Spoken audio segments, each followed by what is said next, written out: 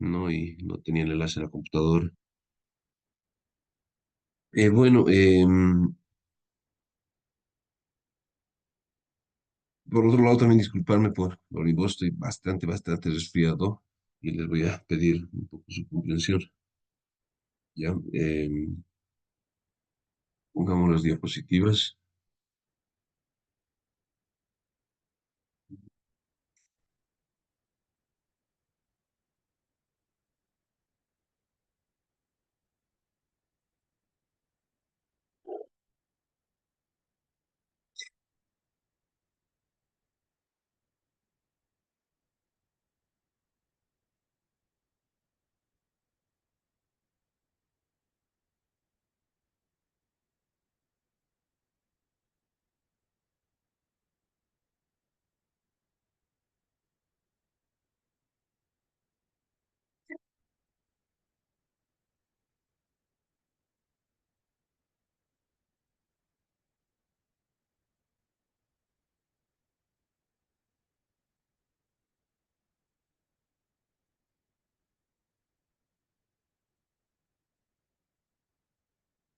Bueno, en la anterior clase habíamos quedado a rememorar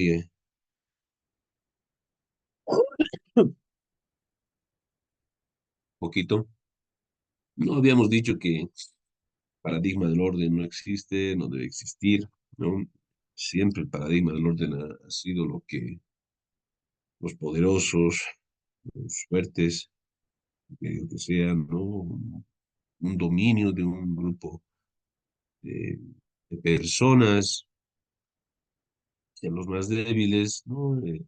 Es por eso justamente que se crea la ley, porque no podemos dejar a la suerte el conflicto, ¿no? Entonces se crea la ley, como Ferrajoli lo dice, la ley como instrumento del más débil, ¿no?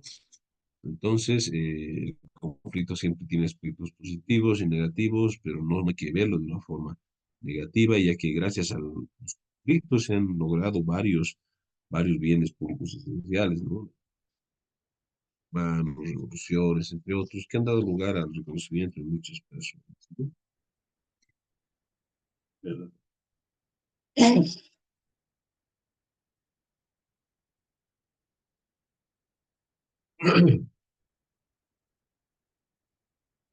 Eh, bueno, ahora, justamente nos quedamos en este punto, ¿no?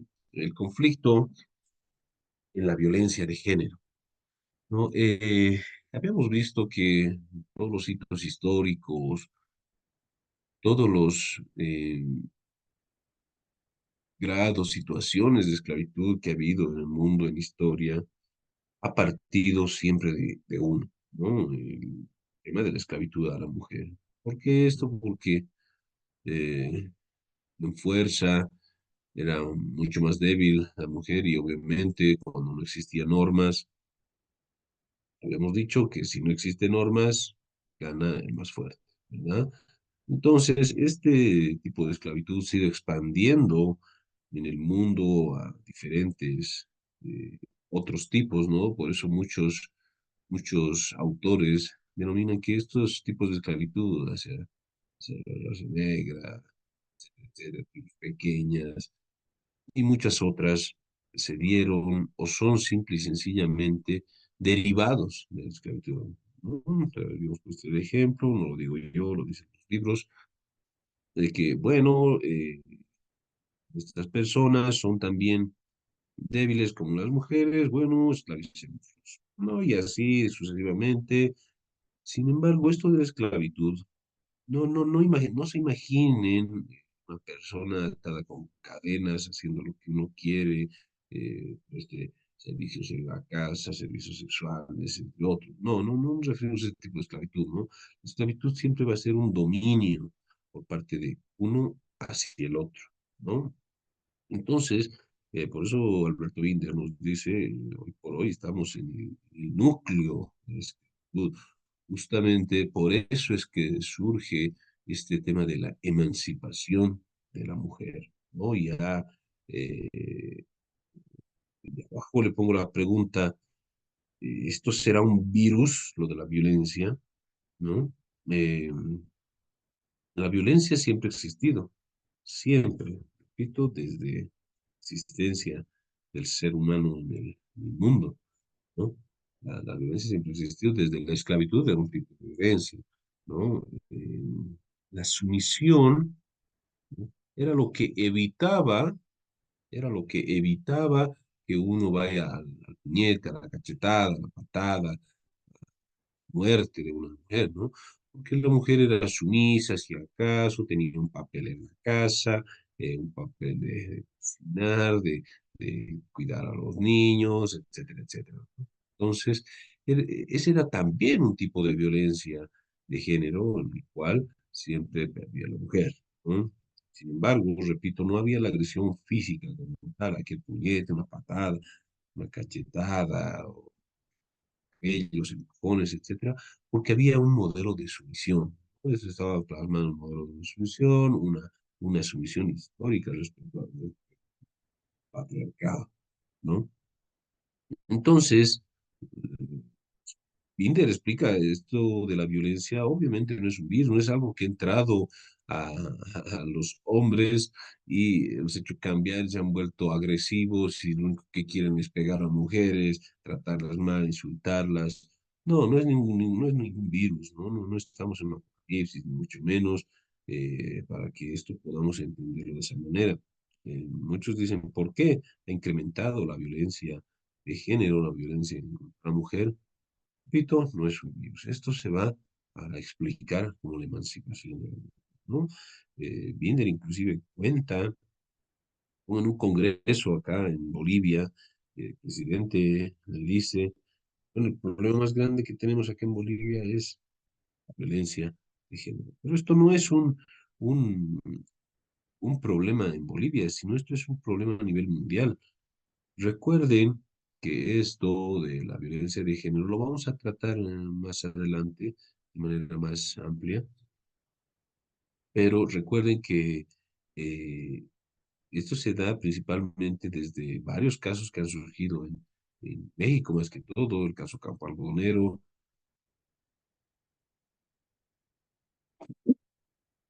lo siento, el caso Campo Algodonero, entre otros casos, en los cuales han sido eh, de conocimiento de la Corte Nacional de Derechos Humanos, en los cuales se ha sancionado a varios estados, no solo a México, por no contener, no reprimir, no escuchar a la víctima, no resolver, no sancionar estos casos de violencia debida, la debida diligencia.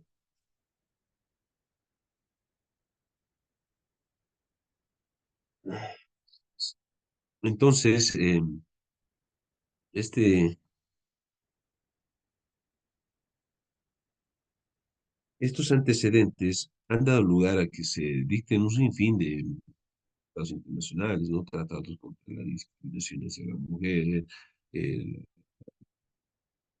de Belén do Pará, entre otros, en los cuales ya se trata de hacer un frente, una lucha contra la violencia de género, ¿no? No solamente de género como tal, sino también contra sectores vulnerables, ¿no? En Bolivia, el antecedente que tenemos es el caso de MZ versus Bolivia, en el cual Bolivia, mediante un acuerdo, se compromete a a realizar un sinfín, porque son varios puntos en los cuales se compromete Bolivia para poder crear la FILCB, fiscalías especializadas, juzgados especializados, un protocolo de juzgamiento con perspectiva de género, etcétera, etcétera, etcétera, ¿no? Una ley que se haga y surge, en primer lugar surge la violencia, perdón, la ley de violencia intrafamiliar, no sé si recuerdan que uno acudía ante el juzgado de familia, denunciaba y la pena, creo que era, ni siquiera la pena, porque no era delito, la sanción que se imponía eran 3 días de arresto, hasta un recuerdo, que dicho sea de paso, esta ley no ha sido.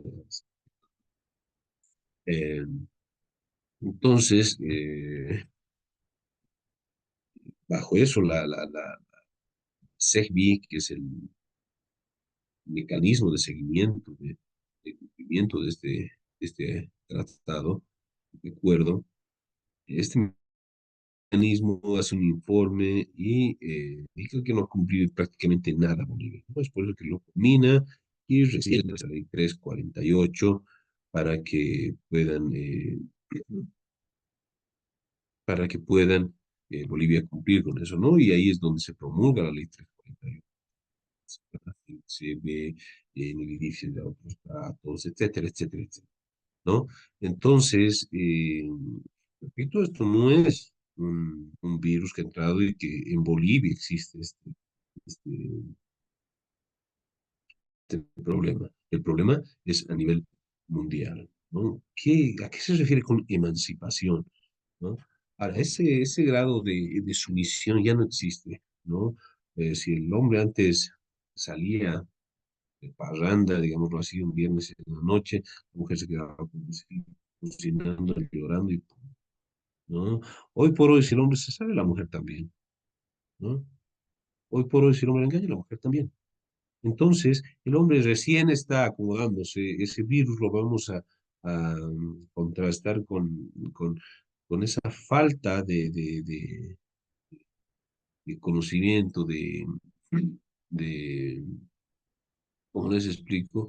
Esa, Está poco acostumbrado el hombre a ello, es más, no está nada acostumbrado a que la mujer haga lo mismo, ¿no? Entonces, ese virus, vamos a transformar ahí, ¿no? Entonces, el hombre, bueno, recién está ahí queriendo entender qué es lo que está pasando. Vos tienes que estar en la casa, yo tengo que salir, etcétera, etcétera. Y ahí no quiero, la mujer dice, no quiero, yo vuelvo a hacer esto. Entonces, bueno, ya no es lo de antes. El hombre quería tener relación sexual, la mujer tenía que cumplir simple y sencillamente. Ahora es un no, es no. Punto, el hombre no se termina de acostumbrar a ello, pero no, yo sí quiero y vos tienes que cumplir y punto. Entonces, son aspectos que el hombre todavía está entendiendo, ¿no? Esa emancipación, ese proceso de emancipación, eso es lo que es un conflicto a gran escala, ¿no? Este conflicto, realmente para poder ganar ese lugar, esa emancipación de la mujer y ponerla en el mismo nivel del hombre, en ser este estatus de esclavitud en el mundo, sin lugar a dudas, los autores va a pasar por un grado grande de conflictividad, ¿no? Esta conflictividad que va a durar muchos años, estamos en el carozo de este conflicto, en el núcleo de este conflicto del estatus de esclavitud, por vencer ese estatus de esclavitud, ¿no? Entonces, hasta que el hombre, la siguiente generación, lo más seguro es que recién va a entender, porque ya van a nacer, va a crecer con ello, ¿no? Va a crecer con ello, con la erradicación de la violencia, que esto no se hace, que no son iguales, la igualdad formal, etcétera, etcétera, etcétera, ¿no? La igualdad material.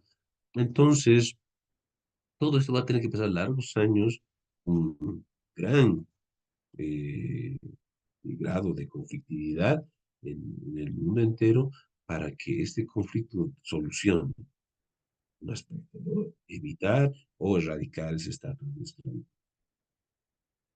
¿Se entiende hasta ahí?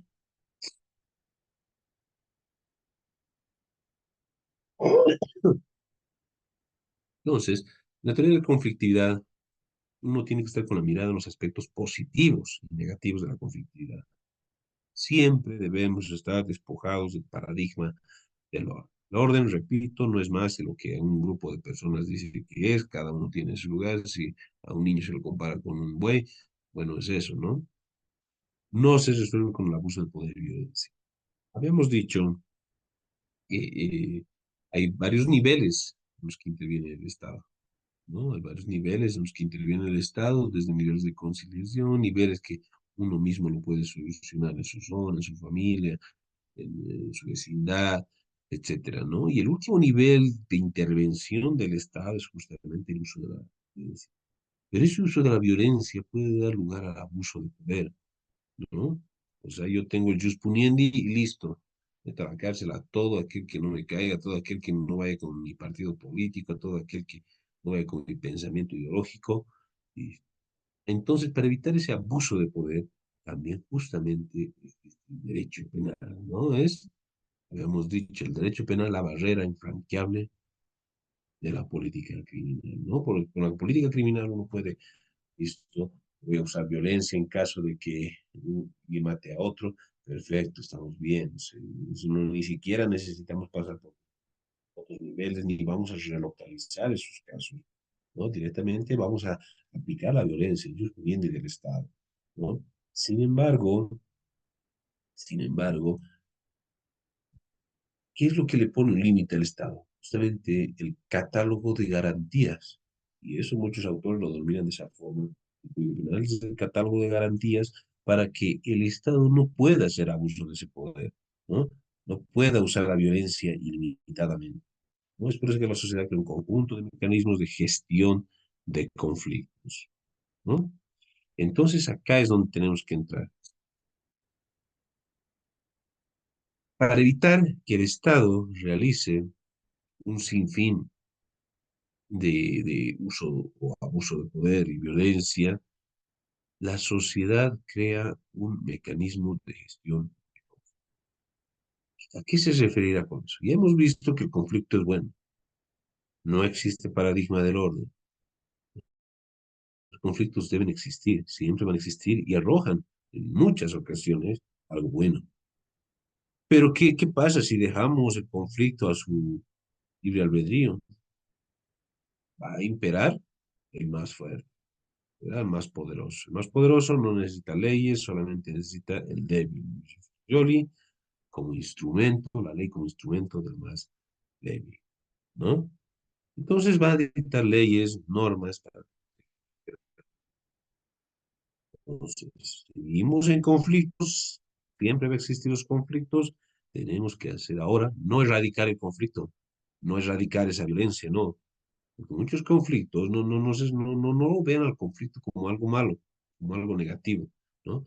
Esos conflictos, emancipación de la mujer, por ejemplo, esos conflictos tienen que estar gestionados, no pueden quedar de una manera libre, ¿no?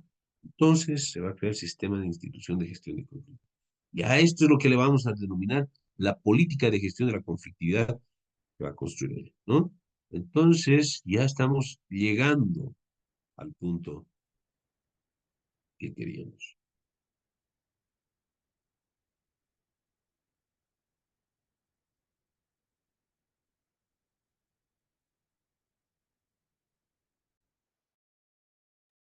Permítame un segundito.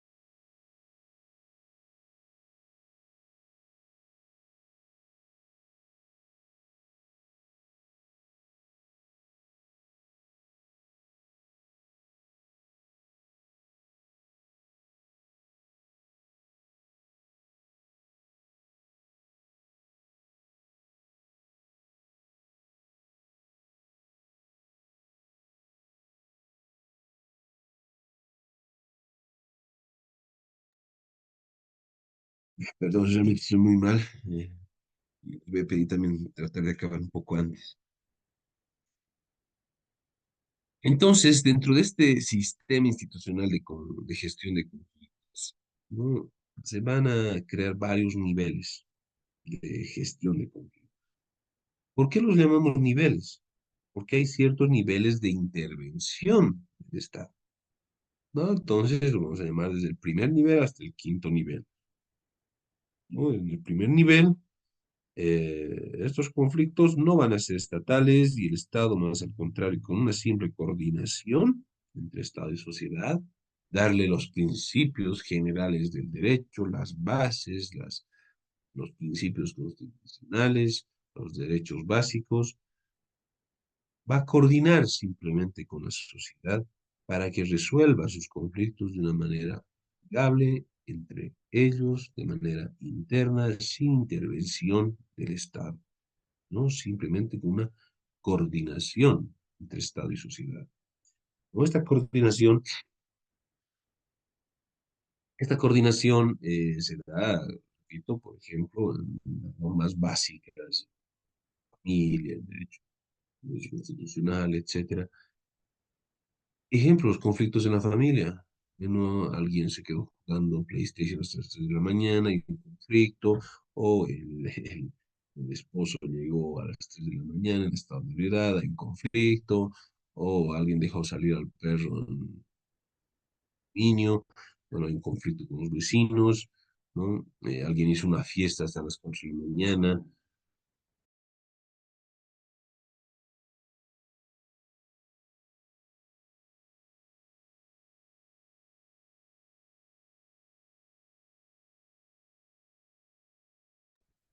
Bien, disculpas.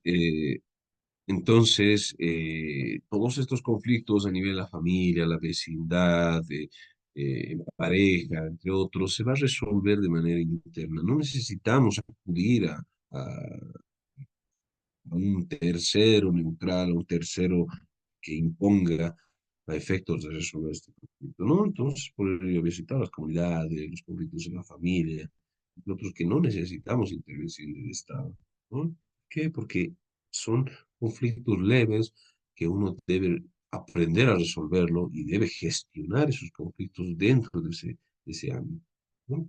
En el segundo nivel, ya este grado de intervención del Estado aumenta, ¿no? Ya no simplemente va a ser una coordinación del Estado con la sociedad, con la persona particular, sino ya va a intervenir con algunos modelos de referencia, ¿no? Va a dar las normas básicas, eh, si debes pagar, si te prestaste, devolver, si lo rompiste, eh, tienes que arreglarlo, etcétera. Si una mujer, pues no, ¿no? Entonces va a dar unos modelos de referencia, en los cuales también va a crear algún grado de intervención ya normativo en la sociedad.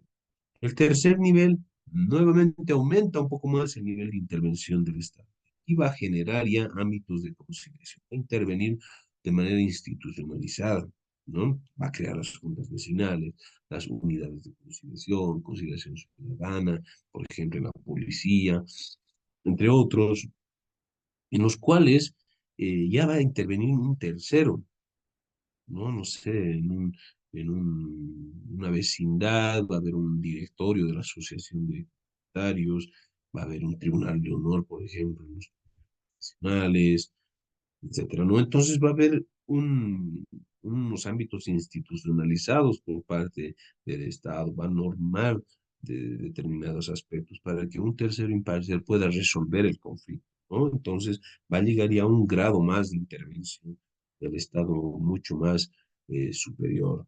En el cuarto nivel, ya el Estado va a generar institución de resolución de conflictos, simplemente ya no conciliación, sino va a ser quien va a darle la razón a uno o al otro, ¿no? Esto es, por ejemplo, los juzgados civiles, familiares, laborales, etcétera. ¿Quién va a tener la tenencia? Bueno, usted me ha demostrado esto, usted tiene. Y uno tiene que cumplir, ya le van a imponer.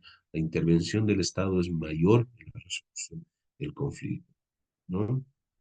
Y el último nivel, quinto nivel, es ya la intervención del Estado con violencia, ¿no? El Estado va a usar instrumentos violentos para intervenir en el conflicto. Esto es para usar el derecho penal.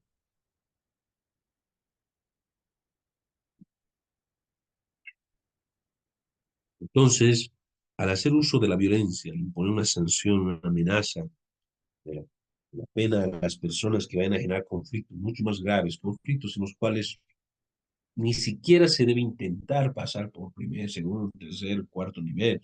Por ejemplo, que mate a otro.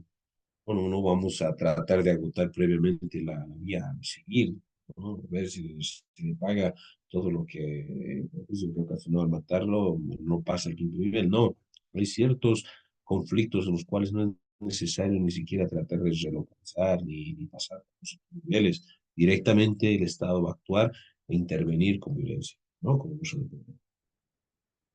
poder. Sin embargo, hay otros conflictos en los cuales sí puede ser que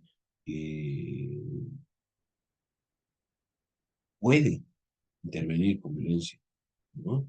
está facultado de intervenir con violencia. No sé, por ejemplo, el conflicto de una casa, ¿no? Que ambos supuestamente tienen papeles y el otro se entra a la casa, el otro no, pero hemos entrado a mi terreno, es avasallamiento, ¿no? Puede ser que intervenga, pero el Estado dirá, a ver un ratito, vamos a relocalizar esto, porque ambos tienen documentos propietarios, ¿no? Y demuestran el derecho propietario. Entonces vamos a relocalizar previamente, ustedes definen quién tiene mejor derecho en la vía civil, ¿no? Entonces, tratar de evitar el uso de violencia, ¿no? Por eso vamos a crear esta gestión de conflictos, justamente para evitar ese abuso de violencia, sino todo aquel que ha hecho fiesta esta tarde, bueno, listo, sanción penal, listo, no, ¿no? Entonces, siempre tiene que evitar. Hay casos, repito, en los cuales inevitablemente y directamente se va a usar la violencia por parte del Estado.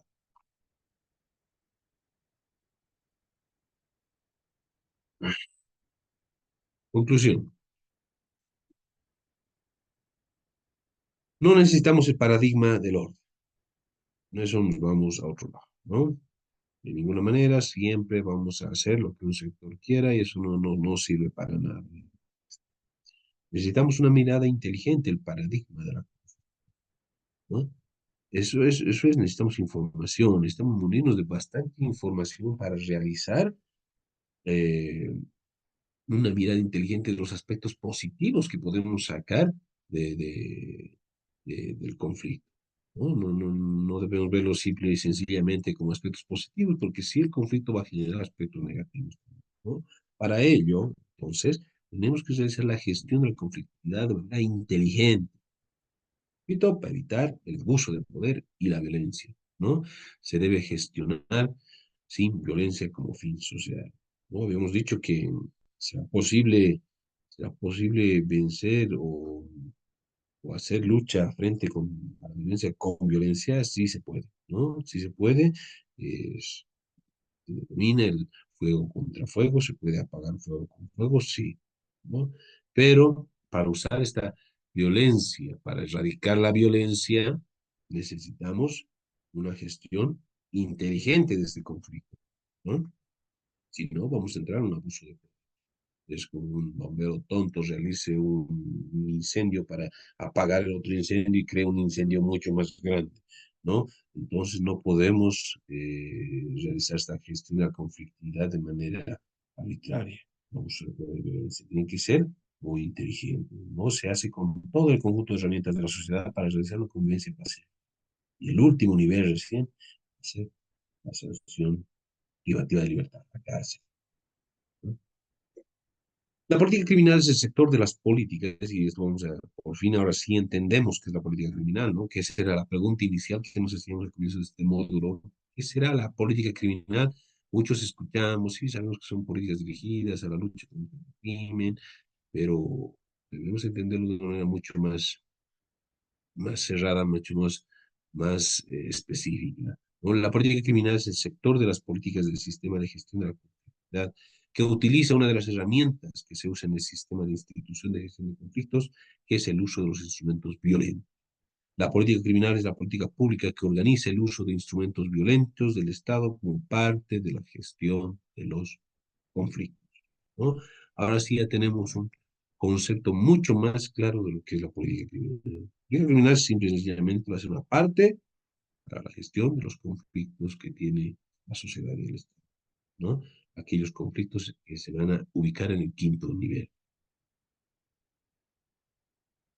¿Se puede evitar la violencia, el abuso de poder con violencia? Claro que sí, ¿no? Eso es lo que decíamos hace un momento. Eh, actos violentos, conflictos violentos, vamos a evitar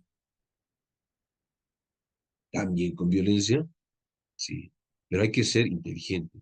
No es que, y en eso es Ramos en nuestro medio, que bueno, tenemos un conflicto, más violencia, ¿no? Hay corrupción, más violencia, aumentemos las penas, aumentemos los delitos.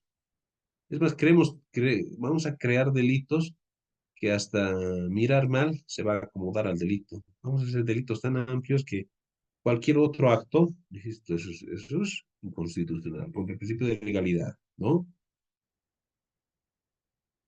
El que por cualquier medio o de otra forma o mediante otro acto, todo eso es inconstitucional, ¿no? Entonces, no se trata de imponer más violencia para pagar, no se trata de que tenemos un incendio y vamos a crear 10 incendios para pagar ese incendio, ¿verdad?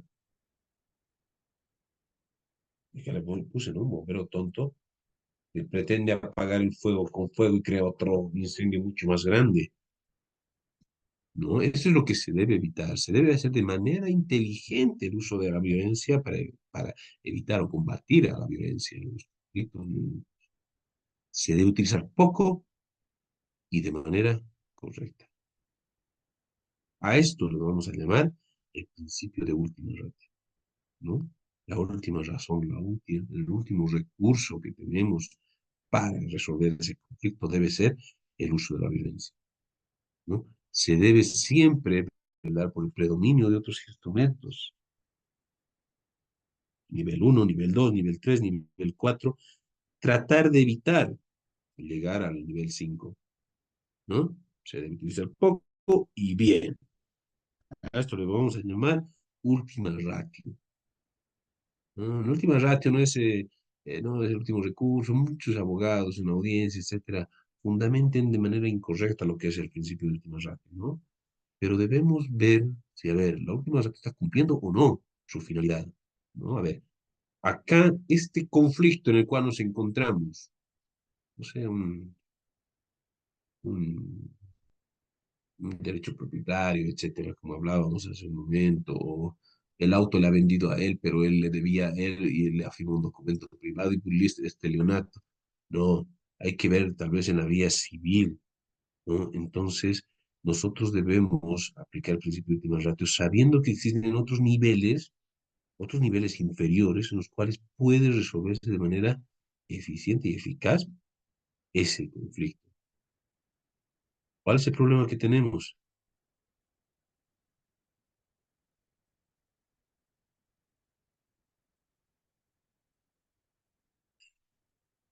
Ese conjunto de instrumentos están debilitados o simplemente no existen.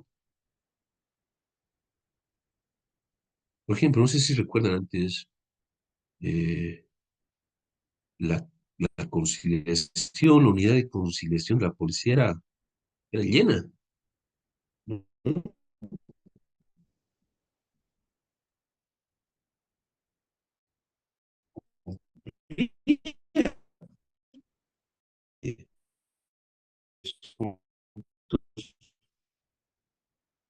Vecinos, riñas, peleas, etcétera. Hoy en día ya se está tan debilitado que no van a encontrar casos ahí, no van a encontrar casos de conciliación. Es más, uno le cita, hablando ya de la unidad convencional, uno cita a otro para que le dé garantías. Le llama a su abogado, voy, no, eso es un saludo a la bandera. Si no vas, no pasa nada. Antes, recuerdan, hasta existía un mandamiento de aprehensión, aquel que no iba, etcétera. Y por hoy no pueden, la policía no puede expedir ningún mandamiento de aprehensión ni arresto. No van, y punto. ¿Qué pasa? Nada. Muy totalmente debilitados. A uno lo citan, se han creado tantas unidades de conciliación, el Ministerio de Justicia, en, no sé, en problemas laborales, el Ministerio de Trabajo. ¿Qué es lo que se hace en el Ministerio de Trabajo? No necesitan, no, ya saben, no, espera la tercera citación, segunda, tercera, la combinatoria, ¿verdad? Va, no quiero conciliar, te pago la mitad y listo, te ahorras un juicio laboral. Listo, esas son las unidades de conciliación, ¿no? Entonces se encuentran muy, muy debilitados.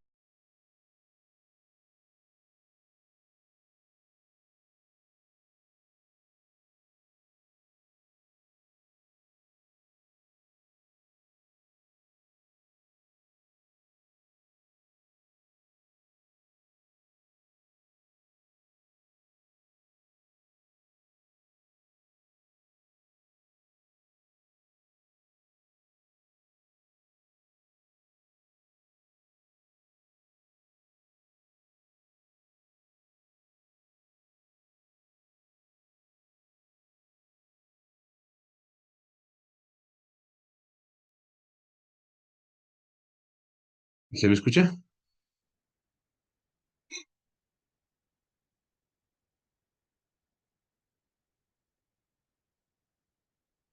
Hola, hola.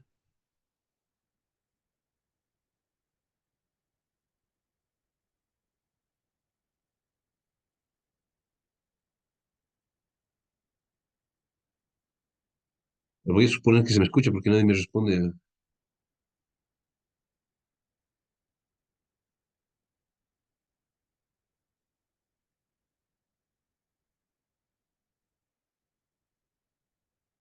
Sí, doctor, se le escucha. Gracias, muchas gracias. Entonces, estas unidades de conciliación ya se han debilitado completamente. No sé, hasta el Código de Tránsito sigue vigente y aún establece que debe haber un juez, ¿no? Un juez de la comisaría, el cual debe resolver los problemas. Pero eso de juez ya no existe, ¿no? Los jueces de paz que establecen nuestra ley judicial, muchas otras se han debilitado totalmente, ¿no? ¿A eso qué se le denomina? ¿No? La sociedad está perdiendo la capacidad de gestionar, ¿no? Uno tiene problemas en la familia, se discute con el primo, violencia familiar. Ese conflicto que antes lo ubicábamos en el nivel uno, imagínense, sin intervención del Estado, hoy por hoy llega al último nivel directamente.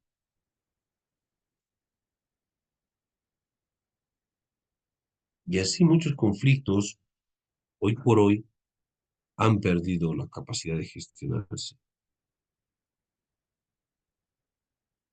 Uno debe dinero a otro. ¿Listo? Y lo más bonito, le pongo las palabras en mi denuncia, contrato criminalizado, ¿no? Dos palabras lindas y listo, me voy al quinto nivel, ¿no? Entonces, ya los juzgados de, de otras materias, razones de conciliación, las juntas vecinales y los conflictos que deben resolverse entre familia, entre vecinos, ya perdió capacidad, ¿no? Han tenido esa capacidad de generar una gestión de conflictos entre ellos y por tanto todos acuden al último nivel, ¿no? Que es el uso de la violencia por parte de este, ¿no? ¿Cuáles son estos problemas que tenemos en la justicia penal? Ese conjunto de instrumentos que tenemos, ¿están debilitados o no existen? La sociedad pierde capacidad de gestión de conflictos. La sociedad pierde esa capacidad de resolver los conflictos, ejemplos de la familia, lo que hablábamos, el nuevo rol de la mujer, ¿no? Y el hombre que recién se está habituando con estas nuevas condiciones, en los nuevos roles de los hijos, y ustedes, nótenlo, la mayoría de acá debe tener hijos, realmente ya es otro mundo, es algo totalmente diferente que nosotros recién nos estamos acomodando, estamos habituándonos a estas. En nivel 2 por ejemplo, los modelos ya se han roto. La legislación no te da modelos de referencia, ¿no? Lo que hablamos de los principios básicos del derecho. Creo que antes era más fácil con el Amazúa, Maluya, Maquella, ¿no? Y esto era algo que tenías que respetar.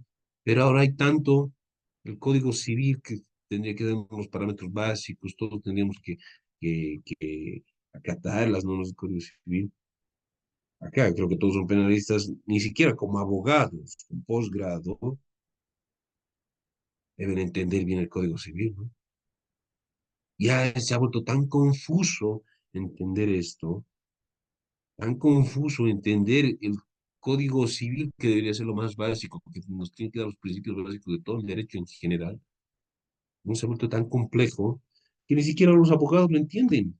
Imagínense las personas comunes y silvestres,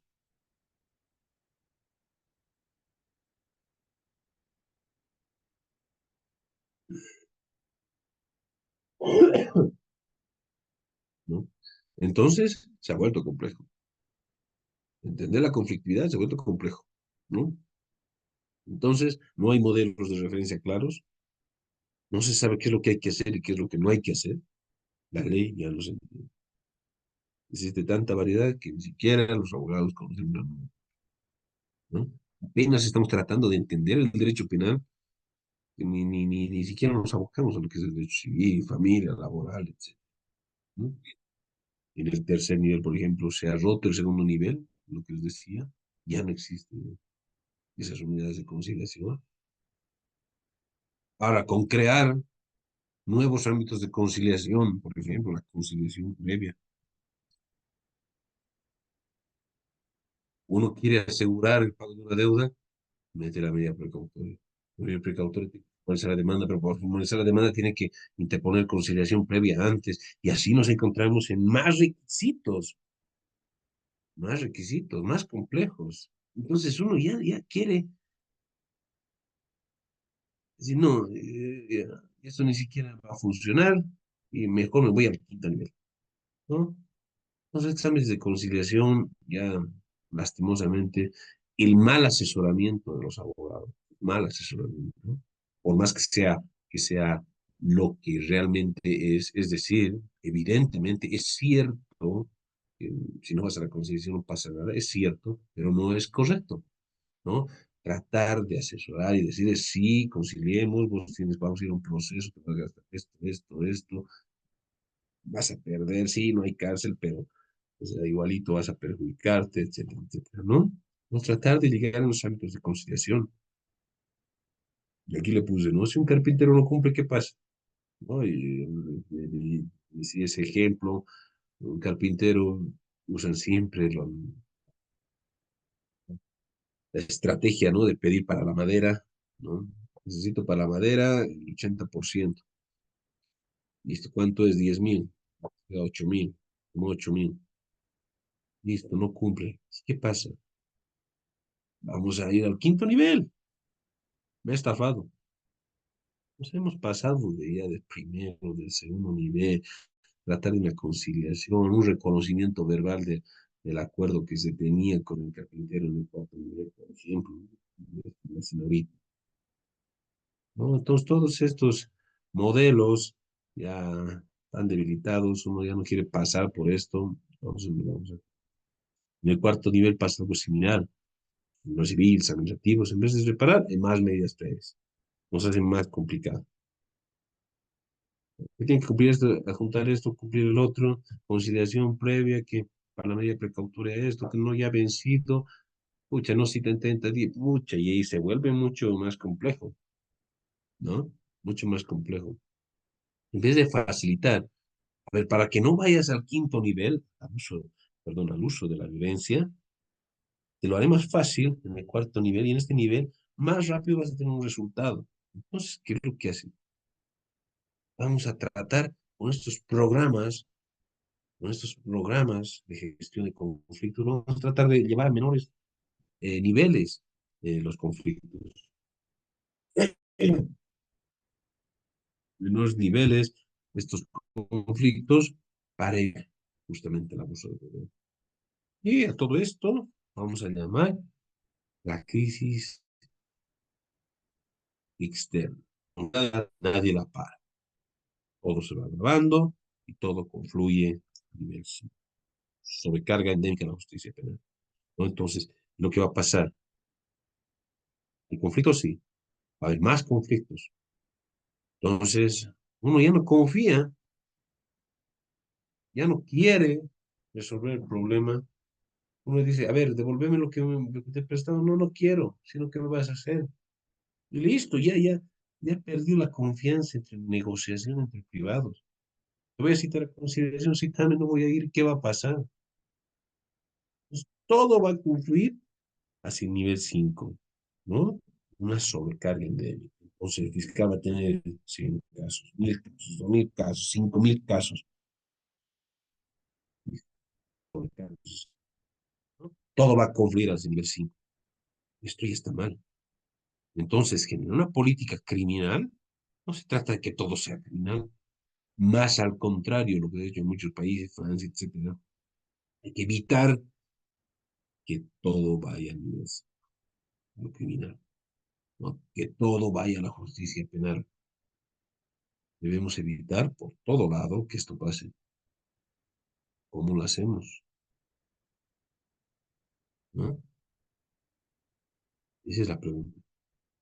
Esa es la pregunta que la política criminal debe responder y debe dar una solución. Se produce otro fenómeno, todos los sectores quieren llegar rápido al último nivel. ¿Qué pasa? ¿Qué pasa si el último nivel tampoco funciona?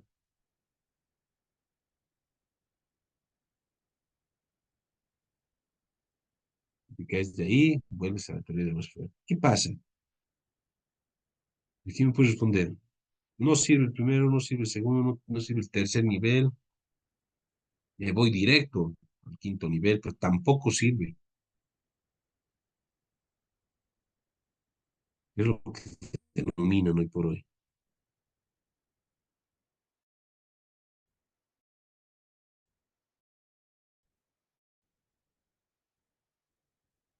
¿no? Vamos a hacer justicia por mano propia, ¿no? ¿Listo? Esto no sirve, Estado no sirve en la gestión de conflictos, el conflicto lo resuelvo yo mismo. Aquí vuelve la teoría de más fuerte. Entonces ahí sí estamos, cao, ¿no?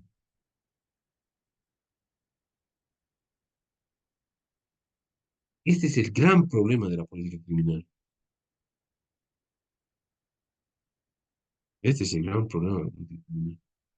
No, si no lo resolvemos hasta el nivel 5 ya estamos, chao. ¿Qué más vamos a usar? Y ahí se crea otro fuego que no lo vamos a poder apagar, ¿no? Pues ni siquiera deberíamos llegar a nivel 5. ¿Qué hacemos para solucionar esto? Vamos a primero fortalecer los otros niveles, no pensar en el paradigma del orden. La sociedad no tiene un plan para salir del espacio público solo. El Estado debe tener un plan, ¿no?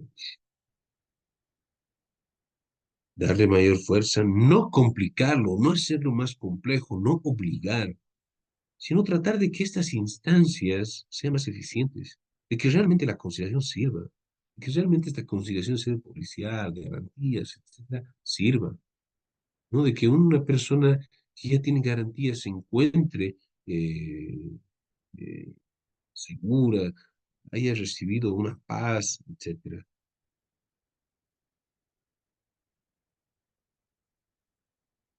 Entonces tenemos que fortalecer. Dos, a lo que Ferrajoli le llama crear una barrera en la justicia penal, ¿no? Todos los casos quieren ir, todos los casos quieren estar en el nivel 5, ¿no? Mi vecino me ha insultado, quiero ir por, no sé, por injurias, calumnias. Mi primo me ha insultado, qué bueno, es familiar. A este sí le aplico lo más fuerte, violencia familiar doméstica. Voy al nivel 5. Entonces, y al caso, algunos regresan de rechazo, la desestimación, las reconocidas en el filtro principal, que es la unidad de análisis, ¿no? Debe poner una barrera. Esto le llama Ferrari una barrera en la justicia penal. Sin embargo, otros autores no coinciden con ello. ¿Por qué? Porque dicen, si hacemos eso, los casos, no es que voy a obedecer y me voy a ir al tercer nivel. Bueno, mira, Juan, no me han aceptado la denuncia contra ti, conciliaremos, ¿no?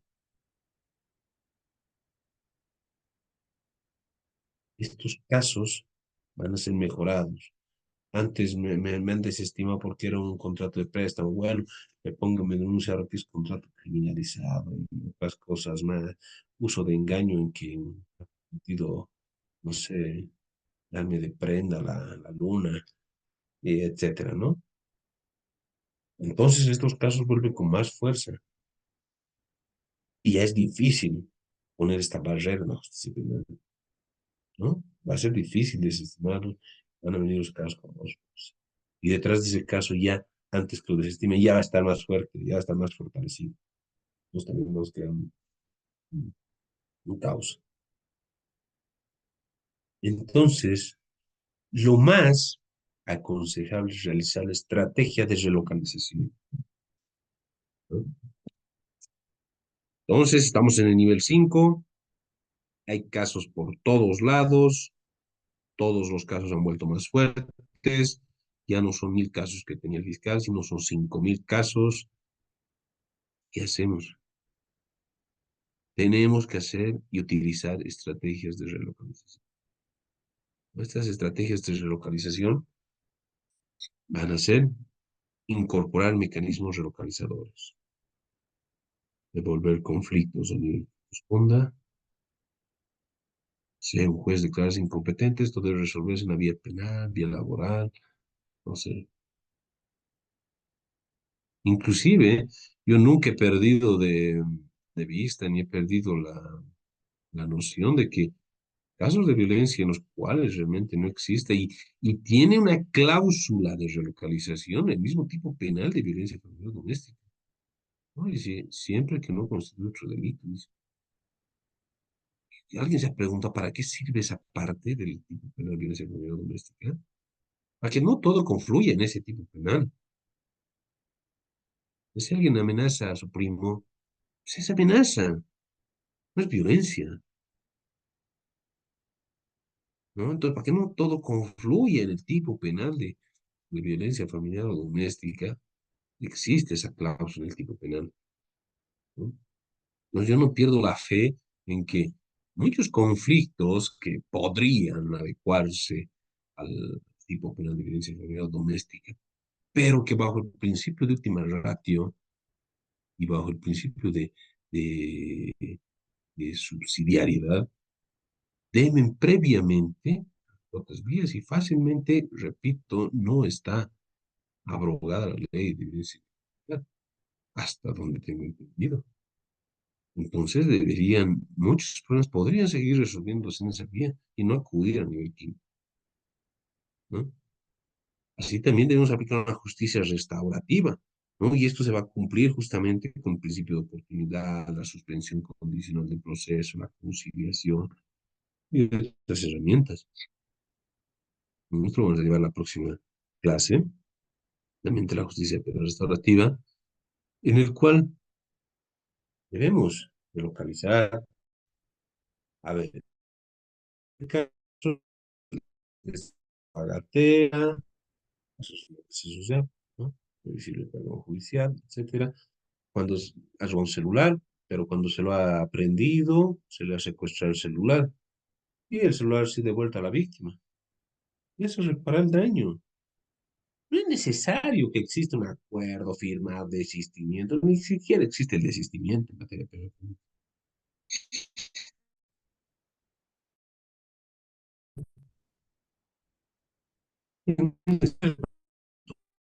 Esto es oportunidad, suspensión con el proceso. Ahora, estos institutos penales tampoco pueden estar deportar armas,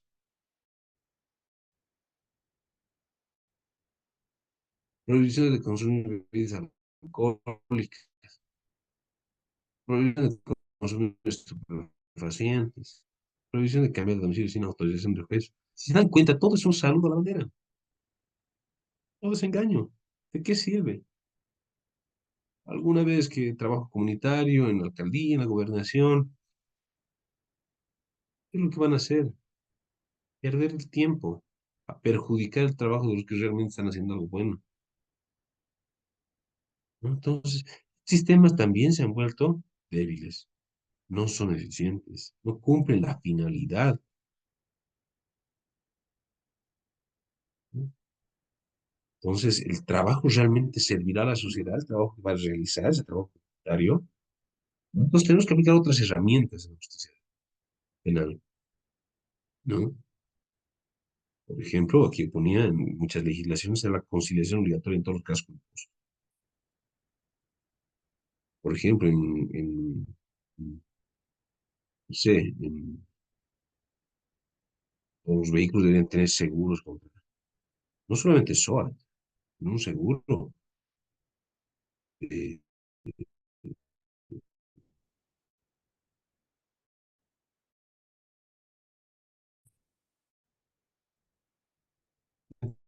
y aparte del arreglo del auto, lo que sea, no pagan todo el seguro. No paga el seguro, sí, el seguro, ¿no? Entonces se debe crear mecanismos que realmente eviten. que se congestione el quinto nivel. Repito, si este nivel se congestiona o ya no sirve, pasamos a la ley de los fondos. Sí, entonces tenemos que tomar estas estrategias de relocalización de manera seria, responsable e inteligente. ¿Cómo hacemos entender a los administradores de justicia?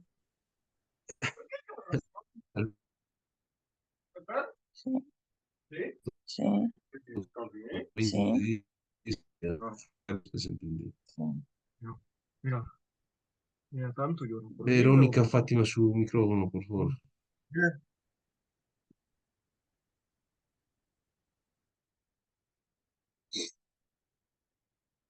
Mira, Entonces, por ejemplo, la suspensión condicional de la pena, ¿para qué servirá? La redención, libertad condicional, extramuro. ¿Para qué queremos delitos culposos? Los de acción pública, instancia de parte. Por ejemplo, yo siempre me he preguntado, ¿por qué los delitos de acción pública, instancia de parte, así como el inicio depende de la víctima, por qué la finalización tampoco puede depender de la víctima? Debería también. Los delitos de acción privada. Ahora, empezamos a relocalizar. Perfecto. Disminuimos ese congestionamiento endémico en el nivel 5. Disminuimos, ¿verdad? Localizamos todo lo que es delito concurso de conciliación, acción privada establecida de conciliación, eliminamos delito de acción privada, acción pública instancia de parte, el desistimiento termina el caso, etcétera, etcétera, etcétera, ¿no? Pasamos a la desestimación, rechazo de casos, incompetencia para conseguir determinados asuntos, y nos va muy bien. Relocalizamos varios, disminuimos un 20%. ¿Debemos parar? No. Nos va tan bien que aquí en 10 años llegamos a un 20% de delito. ¿Debemos parar? No. Debemos continuar con el proceso de relocalización. Y nos va tan bien que ya no hay delitos. ¿Esto qué se llama? Abolicionismo, ¿no? Lo que Christie dice, un programa serio, permanente de relocalización va a dar lugar a un abolicionismo. Y eso es lo que yo les decía a un comienzo. ¿Cuál es la forma de evitar que haya más delitos? Dije delitos. Eso sería como delitos. No podemos relocalizar todo. Hay cuestiones que nunca se van a relocalizar. Muerte de una persona, feminicidio, qué sé yo, violación. Pero podemos llegar al abolicionismo con este programa serio y permanente de relocalización. Necesitamos principalmente para estos procesos de relocalización un proceso composicional. Acuérdense que la ley 1970, la exposición de motivos, principalmente, uno de los motivos para esta reforma procesal penal ha sido la reparación a la víctima, la composición, una justicia restaurativa a la víctima, ¿no? Es lo que se quiere más que todo con el nuevo proceso penal. Ya no que la víctima simple y sencillamente sea un instrumento para proseguir, para perseguir a una persona acusada. Entonces se debe velar más por las salidas alternativas. Pese a las miles de reformas que dicen lo mismo, pero más insistente, más veces lo repiten, digamos, la ley 586, la ley 173, etcétera, etcétera. Le dan más fuerza a las salidas alternativas, pero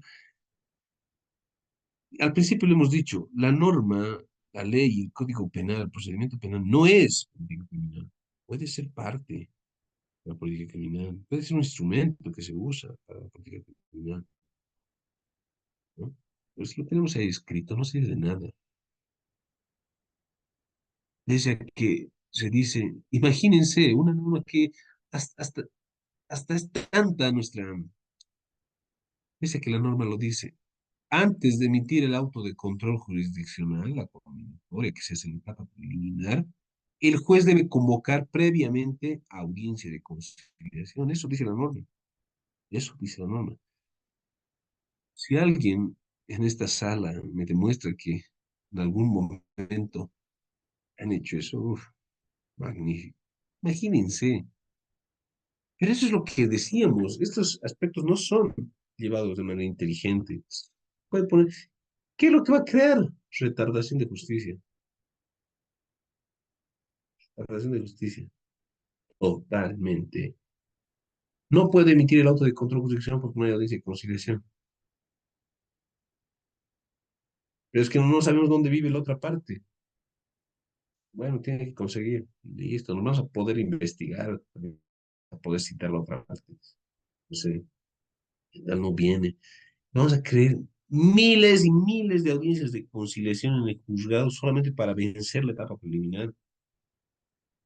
¿No? Entonces eso no es nada inteligente.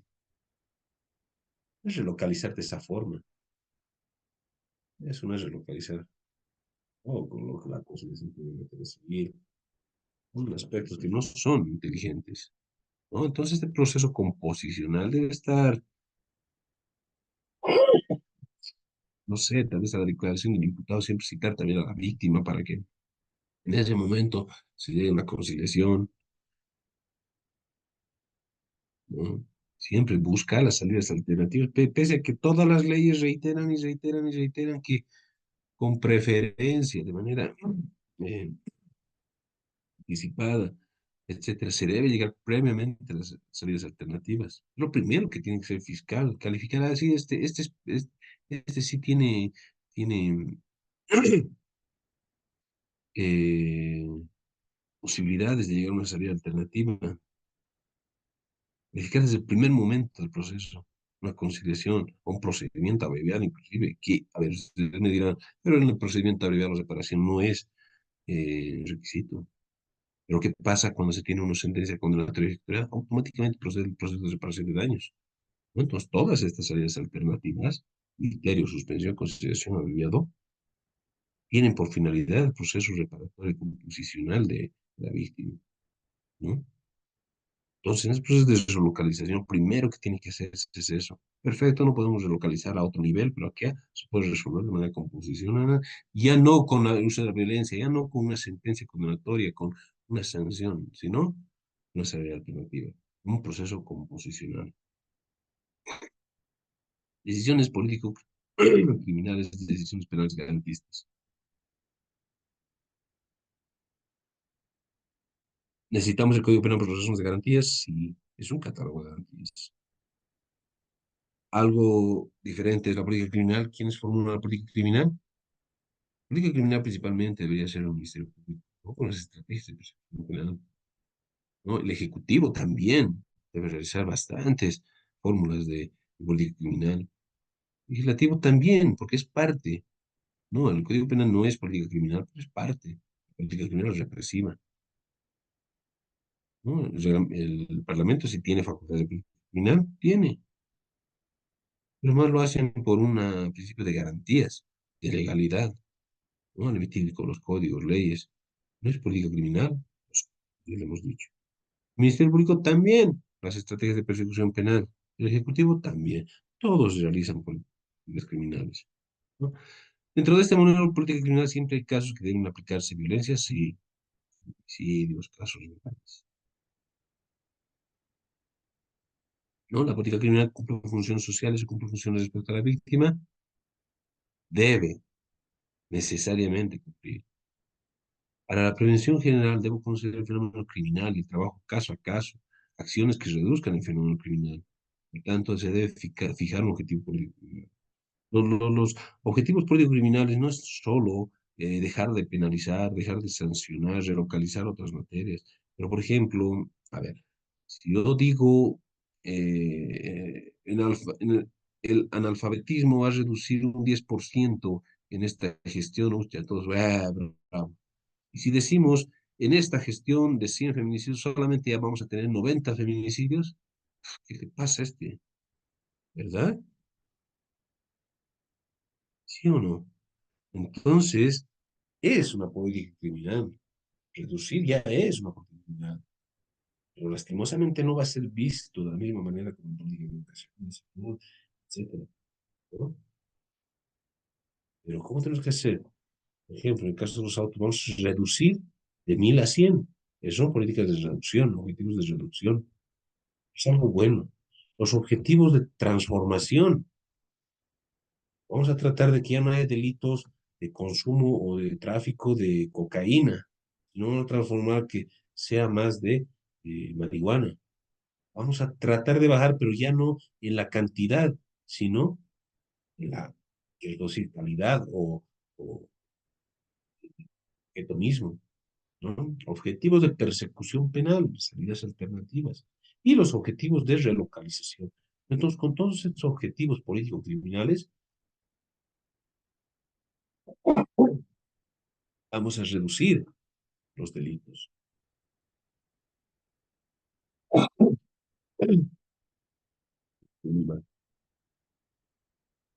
Entonces, estos planes de persecución penal, derivación de la política criminal, de un plan de política criminal, el Ministerio Público va a dictar las directrices, ¿no? Y hoy por hoy se tiene, y lo vamos a ver también en otra clase, las estrategias que hoy por hoy, muy escasas, muy pocas, que tenemos las estrategias de persecución penal, ¿no?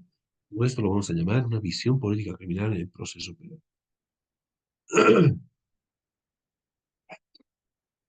¿Cuáles son los desafíos de la política criminal? Y esto lo dice Zaffaroni, ¿no? La justicia penal hoy por hoy es altamente selectiva, ¿no? Y dígame, si existe un VIP en la cárcel. No, solamente, y esto lo dice Zaffaroni, siempre el que esté en la cárcel va a ser aquel delincuente fracasado, ¿verdad? El delincuente tonto, aquel que no sabe cometer delitos, aquel que no ha pensado para cometer un delito, aquel inclusive que ha cometido un delito tan leve, pero es tonto, es fracasado. Además, vamos a encontrar una persona, un VIP en la cárcel, aunque sí, dice, ¿no? Alguna vez sí vamos a encontrar un VIP, un gobernador, etcétera. Y esto lo van a usar como bandera, como una insignia para fingir y decir existe igualdad. Aquí no solamente está en la cárcel el delincuente fracasado, aquella persona marginada, pobre, etcétera. No, la ley es igual para todos, entra desde el gobernador hasta el vagabundo, ¿no? Y lo van a usar como una estatua ahí, una insignia, un referente para decir que la ley es igual para todos. La prisionización es el resultado de cómo funciona el derecho penal. América Latina es el producto de la colonización de Europa, cual da lugar al racismo. Siempre va a existir racismo y ha sido justamente a causa de la justicia penal selectiva, ¿no? Bueno, hasta aquí hubiéramos terminado este tema. Preguntas hasta ahí, por favor.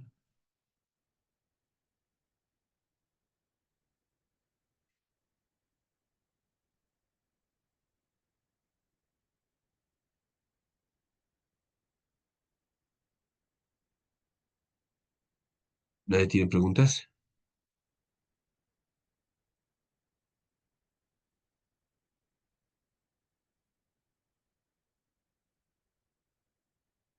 Bueno, yo les pediría, por favor, acabar esta clase a esta hora, por favor, porque realmente estoy muy mal. Y apenas he terminado con esta clase, empezaríamos la otra, pero voy a pedir su comprensión, por favor. No hay preguntas entonces.